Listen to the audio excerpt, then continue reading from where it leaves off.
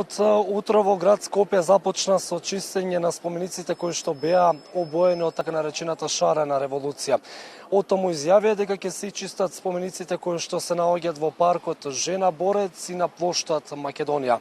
Во меѓувреме од Музеј на македонска борба изјавија дека од денеска започнува и чистењето на триумфалната капија која што беше исто така обоена од демонстрантите кои што протестираат преку платформата Протестирам, а се поддржани од опозицијата. Градоначалникот Коце Трајановски имаше обраќање во врска со денешната акција, во продолжение повеќе детали од неговата изјава.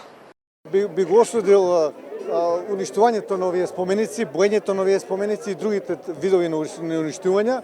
Мислам дека тоа не е добро, заради тоа што тоа се пари кои што се дадени од граѓаните на градот Скопје и пошироко.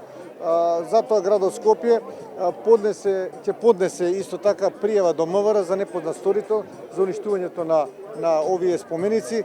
Ако ние поднесуваме за уништување на корпи, клупи и останато, сигурно дека уште позначено да поднесеме и за овие споменици. Градот Скопје со оглед на тоа што овие споменици ги доби во своја надлежност преку општина Центар да ги одржува, направивме тендер за одржувањето на овие споменици, избрана е компанија за одржување, така да во овој случај ангажирана е од денеска.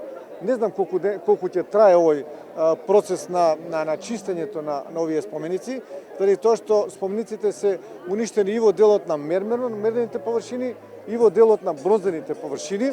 Значи бронзените површини ќе треба да се симне тоа со патинирање.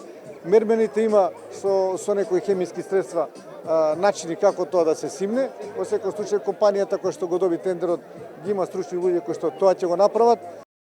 Минувачите кои што ги затекнавме во паркот со остри критики кон демонстрантите на шарената револуција велат дека го поддржуваат правото на протест, но не на ваков начин со фрлање боја кон спомениците.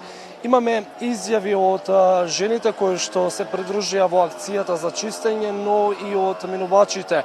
Еве го нивниот став. Со чистењето на спомениците сакаме да дадеме да значење дека тие ни значат и дека се наше културно одбележје. Со шкртањето и уништувањето се загрозени и нашите деца кои што растат и сакаат да живеат во убав град кој што ќе представува и одбележје во односи на странци и на туристи од другите градови, а секако и за наше добро. Оваа акција денеска, како што може да видите, е спроведена че се чисти со вода и сунгерчиња, со ракавици, бидејќи станува збор за боја која што многу тешко се вади, така да и акцијата ќе потрае до денес, па и во наредниот период. Денес започна да се чистат спомениците од град Скопје. Како ова според вас треба да се исчистат или? Не да се исчистат, прво не треба да се испрљаат. Спомениците не се дадени за да некој се изживува. Ова е навистина нешто што не смеше да се случи во Македонија. Добро што започна и треба да се исчистат. Да се исчистат, да обстанат како што се. Тоа е обележјето на народот и треба да се почитува тоа. Не постои држава во светот кој нема вакви обележја. Вие го осудувате ова што се шкрта? Секако.